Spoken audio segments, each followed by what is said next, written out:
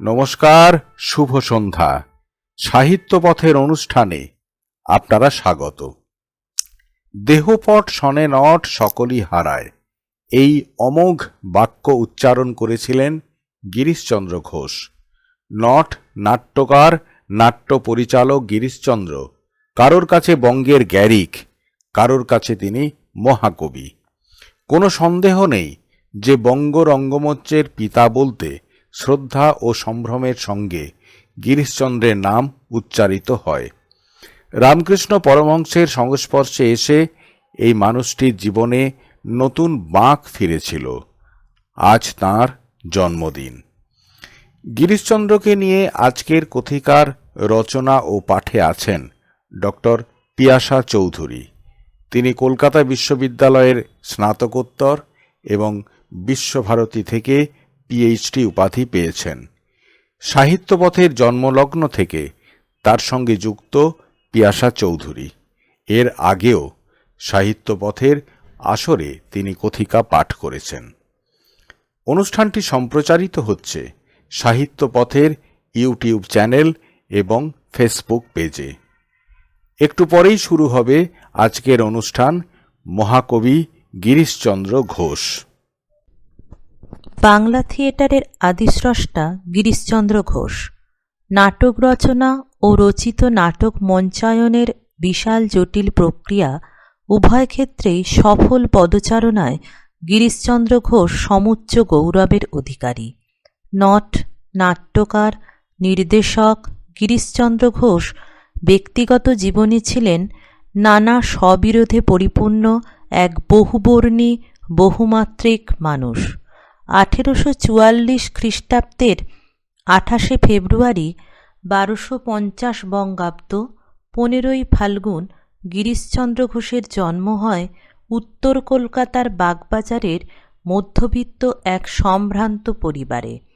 তাঁর পিতা নীলকমল ঘোষ ও মাতা রাইমণী দেবী।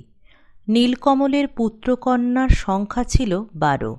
7 বোন ও 5 ভাইয়ের মধ্যে গিরিশচন্দ্রের স্থান ছিল অষ্টম। নীলকমল ছিলেন একটি সওদাগরি দপ্তরের বুককিপার।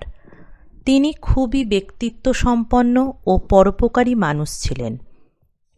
তবে বাবার সান্নিধ্য গিরিশচন্দ্র বেশি দিন পাননি।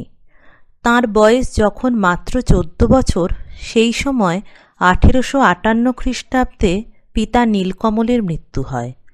মা রাইমণীও প্রয়াত হন 1855 খ্রিস্টাব্দে। গিরিশচন্দ্রের বয়স যখন মাত্র 11। প্রায় কৈশোরেই মা ও বাবাকে হারিয়ে গিরিশচন্দ্র জীবনের কঠোর বাস্তবের মুখোমুখি হন। অবশ্য তিনি একেবারে অনাথ হয়ে পড়েননি, কারণ বড় বোন কৃষ্ণকিশোরীর লালনে তিনি ক্রমশ বড় হয়ে উঠতে থাকেন। পাঠশালাতে পড়ার সময় থেকেই গিরিশচন্দ্র কবিগান ও হাফ আখড়াইয়ের প্রতি আকৃষ্ট হন। পাঁচালীও তাঁর অত্যন্ত প্রিয় ছিল। বাগবাজারের ভগবতী গঙ্গোপাধ্যায়ের বাড়িতে এক হাফ আখড়াইয়ের আসরে ঈশ্বরচন্দ্র গুপ্ত উপস্থিত ছিলেন। সেই আসরে ঈশ্বরচন্দ্রের সম্মান দেখে গিরিশচন্দ্র বাল্যকালেই কবি হবার বাসনা পোষণ করতে থাকেন। তখন থেকেই কবিগান, আখড়াই, হাফ আখড়াই, পাঁচালী প্রভৃতির প্রতি তাঁর প্রবল আকর্ষণ গড়ে ওঠে। এই আকর্ষণ ছিল তাঁর আজীবন। যাত্রার প্রতিও তাঁর গভীর অনুরাগ ছিল। নটজীবনে প্রবেশ করার আগেই তিনি কিছু যাত্রাপালার জন্য গান লিখে দিয়েছিলেন। সম্ভবত প্রদর্শ শিল্পের প্রতি তাঁর সংযোগ প্রথম ঘটেছিল। উত্তরকালেও যখন তিনি ন্যাশনাল থিয়েটারের ম্যানেজার ভবানীপুরের গিরিশ মুখোপাধ্যায়ের বাড়িতে হাফ আকরাইয়ের লড়াইতে অংশ নিয়েছিলেন।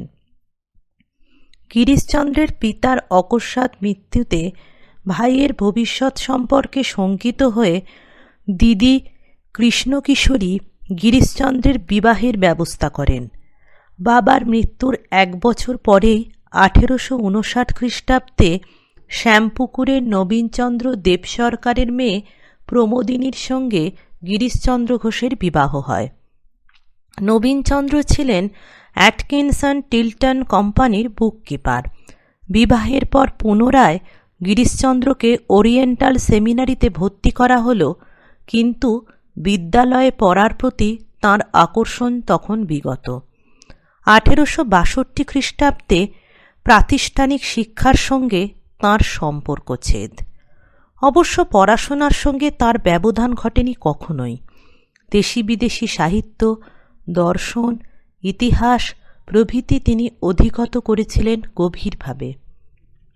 বিদ্যালয়ের সঙ্গে সম্পর্কের সমাপ্তি ঘটার পর থেকেই তিনি খুবই উচ্ছৃঙ্খল ও অমিতবায়ী হয়ে ওঠেন। মদ্যপানের প্রতি তিনি গভীর আসক্ত হয়ে পড়েন।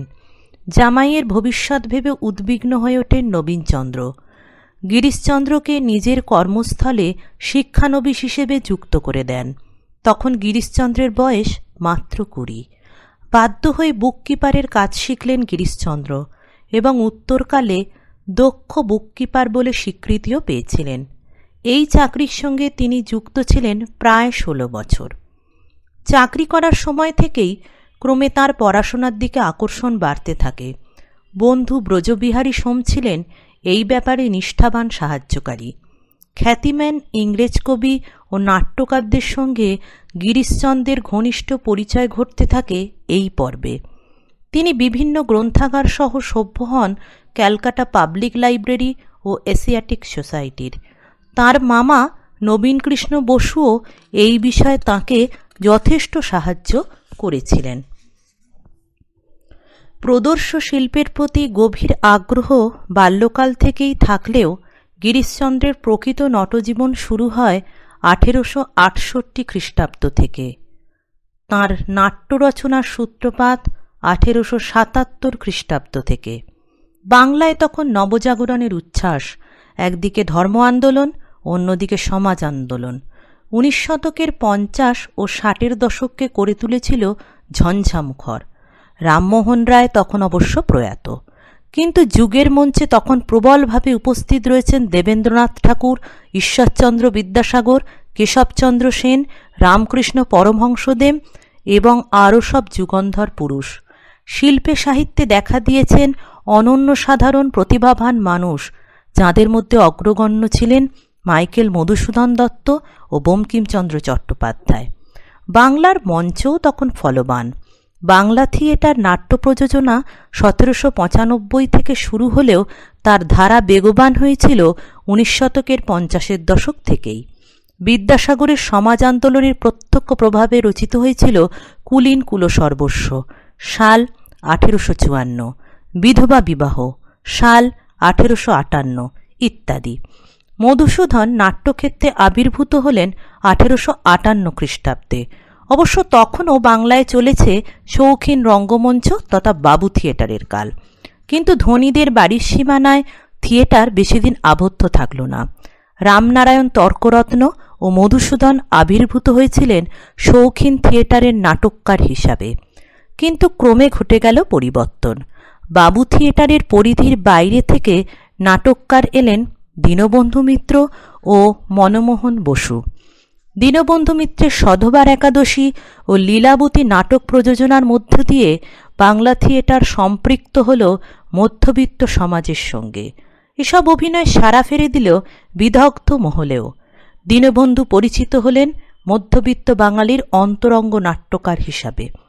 অভিনেতা রূপে গিরিশচন্দ্রের প্রথম আত্মপ্রকাশ সধবার একাদশী নাটকে নিমচাঁদের ভূমিকায় সাল 1868। অমৃতলাল বসু উত্তরকালে এ প্রসঙ্গে লিখেছেন, মদমত্ত পদতলে নিমে দত্ত রঙ্গস্থলে প্রথমে দেখিল বঙ্গ নবনটগুরু তার। এ যেন নটগুরু গিরিশচন্দ্রের স্বার্থ কবিতা। এ প্রযোজনায় তিনি শুধু প্রধান অভিনেতাই ছিলেন না, নাট্যশিক্ষার ভারও পড়েছিল তাঁর উপর। পরে অবশ্য তাঁর উপর ন্যস্ত হয়েছিল নাটক রচনার গুরুদায়িত্ব। জীবনের অন্তিম বছর পর্যন্ত এ সকল দায় তিনি পালন করে গেছেন সযত্নে। সধবার একাদশী ও লীলাবতী অভিনয়ের সাফল্য এই সব তরুণের মনে প্রত্যয় জোগাল আরও একটি বড় মাপের প্রযোজনার জন্য। তাই তাঁরা উৎসাহী হয়ে উঠলেন পেশাদারিভাবে নাট্য প্রযোজনায়। নির্বাচিত নাটক হল নীলদর্পণ। পেশাদার বলতে অবশ্য শুধু টিকিট বিক্রি করে প্রযোজনার খরচ মেটানোই নয়, দরকার হলে কোনো কোনো শিল্পীকে কিছু আর্থিক সহযোগিতা যোগানো তাঁদের লক্ষ্য ছিল। সেই উদ্দেশ্যে প্রতিষ্ঠিত হল নতুন নাট্যদল ন্যাশনাল থিয়েটার। নীলদর্পণ এই থিয়েটারে প্রথম মঞ্চস্থ হল 1972 খ্রিস্টাব্দের 7ই ডিসেম্বর। শুরু হল বাংলা থিয়েটারের নতুন অধ্যায়। সধবার একাদশীতে নিমচাঁদ ও লীলাবতীতে ললিত মোহনের ভূমিকায় অভিনয় করলেও এবং অভিনেতাদের নাট্যশিক্ষক হওয়া সত্ত্বেও ন্যাশনাল থিয়েটারের সঙ্গে গিরিশচন্দ্র ঘোষ জড়িত থাকলেন না। কিছু নীতিগত আপত্তি তুলে তিনি নিজেকে যেন বিযুক্ত রাখলেন। তবু নীলদর্পণ প্রযোজনা সাড়া ফেলে দিল কলকাতায়। বিবিধ গুণীজনও উচ্ছ্বসিত হয়ে উঠলেন এই নাটকের প্রযোজনা দেখে। গিরিশচন্দ্র ঘোষ নিজেকে শুধু বিযুক্ত রাখলেন এই প্রযোজনার সঙ্গে তাই নয়, বেনামিতে তীব্র আক্রমণ করলেন ইংরেজি পত্রিকায় এবং ব্যঙ্গ করে গান লিখলেন, লুপ্ত বেনি বইছে তেরোধার। দত্তবোধক এ গানে উপহাস করা হলো এ প্রযোজনার সঙ্গে জড়িত প্রায় সকলকেই। তবু গিরিশচন্দ্র বেশি দিন সরে থাকতে পারলেন না তাঁর সহশিল্পী ও বন্ধুদের সান্নিধ্য থেকে। পরের বছরেই তিনি যোগ দিলেন ন্যাশনাল থিয়েটারে তথা পেশাদারি রঙ্গালয়। এই থিয়েটারের পরের প্রযোজনা মধুসূদনের কৃষ্ণকুমারী নাটকে তিনি আবির্ভূত হলেন ভীমসিংহের চরিত্রে। অবশ্য ভূমিকা লিপিতে তাঁর নাম ঘোষিত হল আ ডিস্টিংগুইশড অ্যামেচার বলে। অবশ্য স্বনামে আত্মপ্রকাশ করতেও খুব একটা বেশি সময় লাগেনি তাঁর। কিন্তু ন্যাশনাল থিয়েটারও অচিরে ভেঙে গেল অভ্যন্তরীণ গোলযোগের কারণে। দল ভেঙে দুটি দল হয়ে গেল, ন্যাশনাল থিয়েটার ও Hindu National Theatre. National Theatre Girishchandra নিজের নামে রেজিস্ট্রি করিয়ে নিলেন। তাঁর সঙ্গে থাকলেন ধর্মদাস সুর, মতিলাল সুর, অবিনাশ কর ও অন্য আরও কয়েকজন। হিন্দু ন্যাশনাল থিয়েটারের সঙ্গে যুক্ত থাকলেন অর্ধেন্দু শেখর মুস্তাফি, অমৃতলাল বসু, অমৃতলাল মুখোপাধ্যায় প্রমুখ। ন্যাশনাল থিয়েটার নবপর্যায়ে প্রথম অভিনয় করে টাউন হলে নীলদর্পণ নাটক। সাল 1873, 29শে মার্চ। গিরিশচন্দ্র এখানে নাট্যশিক্ষক ও উট চরিত্রের ভূমিকায় দেখা দিলেন। অতঃপর পুরো 40 বছর তিনি নট ও নাটককার হিসাবে বাংলা মঞ্চকে সমৃদ্ধ করে গেছেন। তাঁর প্রভাব প্রবাহিত হয়েছে প্রায় শিশির যুগ পর্যন্ত। সর্বসাকুল্যে গিরিশচন্দ্র ঘোষ মোট নাটক লিখেছিলেন 78টি। 2টি অসমাপ্ত নাটক যা সম্পূর্ণ করলেন তাঁর দুজন অনুগামী এবং তা মঞ্চস্থ হয়েছিল। তাছাড়াও 4খানি অসম্পূর্ণ নাটকও রয়েছে তাঁর। 6টি উপন্যাস ও 2টি মহাকাব্যের নাট্যরূপও দিয়েছিলেন তিনি। পৃথক তালিকায় তাঁর সব ধরনের নাটক রচনায় নির্দেশিত হয়েছে। শেক্সপিয়ারের ম্যাকবেথ নাটকও অনুবাদ করেছিলেন তিনি। বাংলা নাট্যশালাকে গিরিশচন্দ্র ও তাঁর সহশিল্পীর দল বর্ণময় করে তুলেছিলেন অভিনয় ও সঙ্গীতের মধ্য দিয়ে। মঞ্চের এই সুসঙ্গতি গিরিশচন্দ্র ও তাঁর অনুগামীদের মধ্যে সমবেত শিল্পিত শ্রমের মিলিত ফসল। কিন্তু বাংলা নাটকে কয়েকটি নির্দিষ্ট রীতি এনেছিলেন গিরিশচন্দ্র ঘোষ একান্তই নিজের চেষ্টায়। বাংলা নাটকের শ্রেণীবিন্যাসে নির্দিষ্টতা দিয়েছিলেন তিনি। তাঁরই রচনাকে অবলম্বন করে বাংলা নাটকে প্রথম দেখা দিল 5টি নির্দিষ্ট ধরন। ইতিহাসকে আশ্রয় করে লেখা হল ঐতিহাসিক নাটক, যার মূল অবলম্বন ছিল দেশপ্রেম, যেমন সিরাজউদ্দৌলা, মীর কাসিম, ছত্রপতি শিবাজী, অশোক, সতনাম ইত্যাদি। পুরাণের গল্প ভক্তিরসে জারিত হয়ে পরিণত হল পৌরাণিক নাটকে, যেমন রাবণবধ, অভিমন্যুবধ, সীতার বনবাস, সীতার বিবাহ, রামের বনবাস, সীতাহরণ, চৈতন্যলীলা, জনা, বুদ্ধদেব চরিত ইত্যাদি। সামাজিক কিছু কুপ্রথাকে তুলে ধরল তাঁর রচিত সামাজিক নাটক, যেমন প্রফুল্ল, মায়াবসান, হারানিধি, বলিদান, শাস্তি কি শান্তি ইত্যাদি। প্রহসনের মধ্য দিয়ে অভিব্যক্ত হল সমাজের প্রতি বিদ্রূপ ও নাচ গানে মুখরিত হল গীতিনাট্য ও পঞ্চরং, যেমন আগমনী, অকালবোধন, দোললীলা, মোহিনী প্রতিভা ইত্যাদি। এই সবগুলো শ্রেণীরই যে প্রবর্তনা ঘটেছিল তাঁর হাতে তা অবশ্য নয়। ঐতিহাসিক নাটকে দ্বিজেন্দ্রলাল রায় ও প্রহসনে অমৃতলাল বসু নিশ্চয়ই কৃতিত্বের দাবিদার, কিন্তু তবুও গিরিশচন্দ্রকেই বলা যায় সর্বরীতির সমন্বয়কারী এবং পৌরাণিক ও সামাজিক নাটকের শ্রেষ্ঠ কলাকার। গিরিশচন্দ্র ও তাঁর অনুবর্তীদের হাতে যে নাট্যাদর্শ গড়ে উঠেছিল তাতে কিন্তু কলকাতার সমকালীন বাঙালি দর্শকদের অবদানও খুব একটা কম ছিল না। নাটককার, অভিনেত্রী সম্প্রদায় ও দর্শক সমাজের সুসমঞ্জস্য সহযোগিতাতেই গড়ে উঠতে পারে একটি সংহত নাট্য প্রযোজনা। সেকালের বাঙালি সমাজের আর্থিক মানচিত্র বিশ্লেষণ করে দেখা যায় যে 19 শতকের প্রায় শেষে বাংলা থিয়েটারের দর্শক ছিলেন প্রধানত বাঙালি মধ্যবিত্ত শ্রেণী। তাঁরা ছিলেন মূলত চাকরিজীবী, মধ্যস্বত্বভোগী ও কিছু স্বাধীন বৃত্তিধারী মানুষ। গিরিশচন্দ্র ঘোষ বাংলা নাটক ও বাংলা থিয়েটারের অন্যতম সংযোজন ঘটিয়েছিলেন গৈরিশ ছন্দকে। সংলাপ রচনা ও অভিনয়ে গৈরিশ ছন্দ নাটক ও মঞ্চকে অধিকার করে রেখেছিল দীর্ঘকাল ধরে। কোনো নাটককারের নামে একটি বিশেষ ছন্দকে চিহ্নিত করার ঘটনা এর আগে বাংলায় আর ঘটেনি। অবশ্য গৈরিশ ছন্দের উদ্ভাবক কিন্তু গিরিশচন্দ্র নন। যাত্রাপালাকার ব্রজমোহন রায় তাঁর পালা রচনার ক্ষেত্রে এই ধরনের ছন্দ প্রথম প্রয়োগ করেন তাঁর দানব বিজয় পালায়। এই ছন্দের বীজ সম্ভবত গিরিশচন্দ্রের মনে প্রথম রোপিত হয়েছিল মেঘনাদবধ মঞ্চস্থ করার সময়। মধুসূদন দত্তের এই কাব্যটির নাট্যরূপ দিয়েছিলেন গিরিশচন্দ্র এবং রাম ও মেঘনাদের ভূমিকায় তিনি নিজেই অবতীর্ণ হয়েছিলেন। এই নাটক মঞ্চস্থ হয়েছিল 1877 খ্রিস্টাব্দের 1 ডিসেম্বর। এই নাটকে অভিনয় সূত্রে তিনি বঙ্গের গ্যারিক বলে অভিহিত হয়েছিলেন। গিরিশচন্দ্র অবশ্য গৈরিশচন্দ্রের প্রেরণা হিসেবে অমিত্রাক্ষর ছন্দের বদলে গুরুত্ব দিয়েছেন হুতুম প্যাঁচার নকশার প্রচ্ছদ পৃষ্ঠায় মুদ্রিত কয়েকটি ছত্রকে। অবিনাশ গঙ্গোপাধ্যায় গৈরিশ ছন্দ সম্পর্কে আলোচনা করতে গিয়ে মন্তব্য করেছেন, চতুর্দশাক্ষরে আবদ্ধ থাকিয়া অনেক সময় ছন্দের স্বছন্দ গতি ব্যাহত হয়। মেঘনাদবধ অভিনয় ও তাহার শিক্ষাদানকালে গিরিশচন্দ্র ইহা উপলব্ধি করিয়াছিলেন। চতুর্দশ অক্ষরের বন্ধন হইতে মুক্তিলাভ করিতে পারিলে ছন্দ আরও স্বাধীনতাপ্রাপ্ত ও সুমধুর হয় এবং তাহা অধিকাংশ স্বল্পশিক্ষিত অভিনেতা ও অভিনেত্রীগণের আয়ত্তাধীন করিবার পক্ষে বিশেষ সুবিধা হয়। গিরিশচন্দ্রের এই ধারণা জন্মে। অবিনাশচন্দ্র গিরিশচন্দ্রের অত্যন্ত ঘনিষ্ঠ ছিলেন। নাটক রচনাকালে গিরিশচন্দ্র বলে যেতেন এবং অবিনাশচন্দ্র তা গড়গড় করে লিখে যেতেন। অর্থাৎ অবিনাশচন্দ্র যেন ছিলেন গিরিশের গণেশ। তাই তাঁর মন্তব্য গিরিশচন্দ্রের অভিমতকেই প্রতিফলিত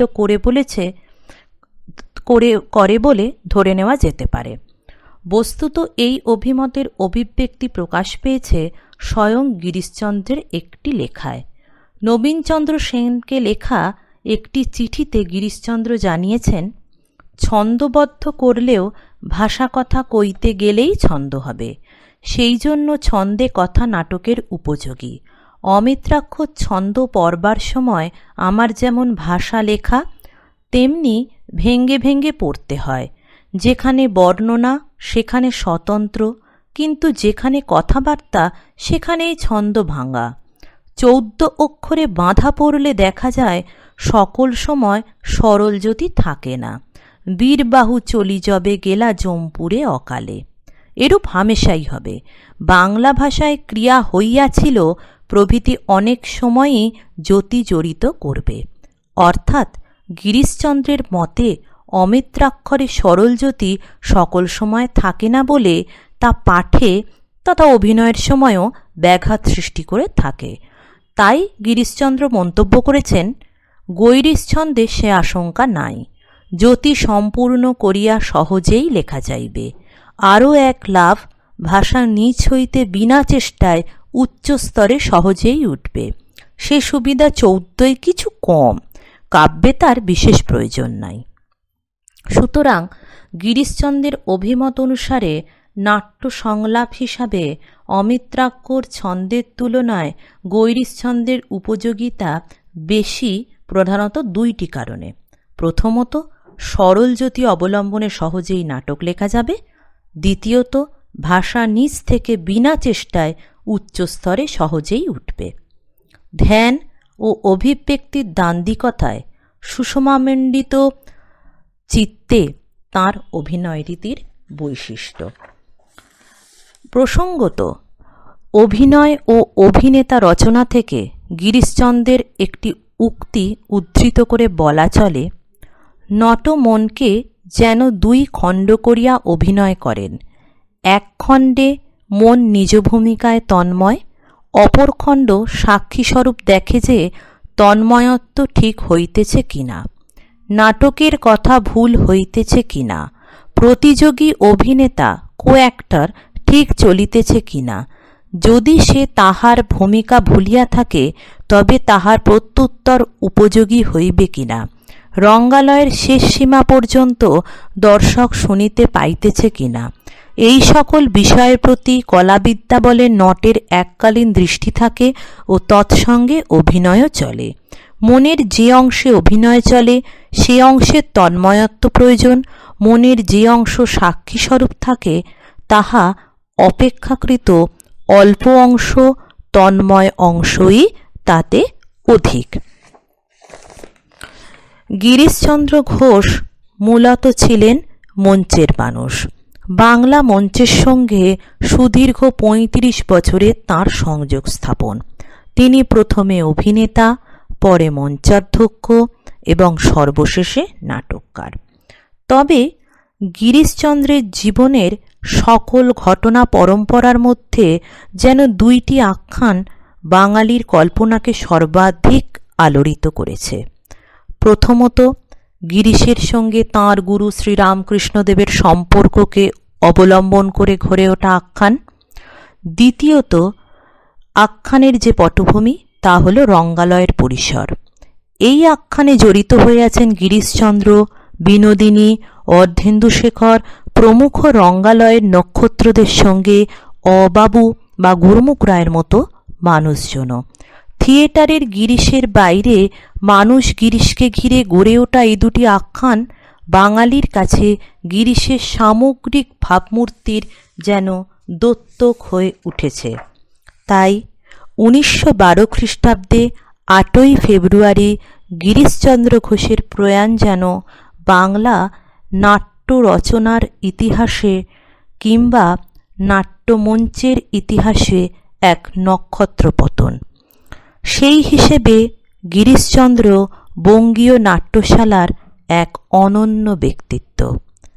তাই তার উত্তরসূরি অপরেশচন্দ্র মুখোপাধ্যায়ের লেখা রঙ্গালয় 30 বৎসর গ্রন্থ থেকে একটি মন্তব্য উত্থাপন করে বলা যায়, তাহার গিরিশচন্দ্রের সময় হইতেই লোকে বুঝিল কেবলমাত্র অভিনয় প্রতিভা লইয়া জন্মালেই নাট্যশালার সর্বাঙ্গীন শ্রীবৃদ্ধি করিতে পারা যায় না।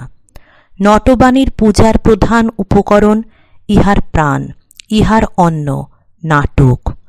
গিরিশচন্দ্র এ দেশের নাট্যশালার প্রতিষ্ঠা করিয়াছিলেন মানি তিনি অন্ন দিয়া ইহার প্রাণ রক্ষা করিয়াছিলেন, বরাবর স্বাস্থ্যকর আহার দিয়া ইহাকে পরিপুষ্ট করিয়াছিলেন, ইহার মজ্জায় মজ্জায় রস সঞ্চার করিয়া ইহাকে আনন্দপূর্ণ করিয়া তুলিয়াছিলেন। আর এই জন্যই Girishchandra father of the native stage, ইহার খুড়া জ্যাঠা আর কেহ কোনোদিন ছিল না। এতক্ষণ আপনারা সাহিত্য পথের অনুষ্ঠান শুনলেন। আগামী দিনে এমনই একটি আকর্ষণীয় অনুষ্ঠান আপনাদের জন্য সাহিত্য পথে সম্প্রচার করা হবে। শুভরাত্রি।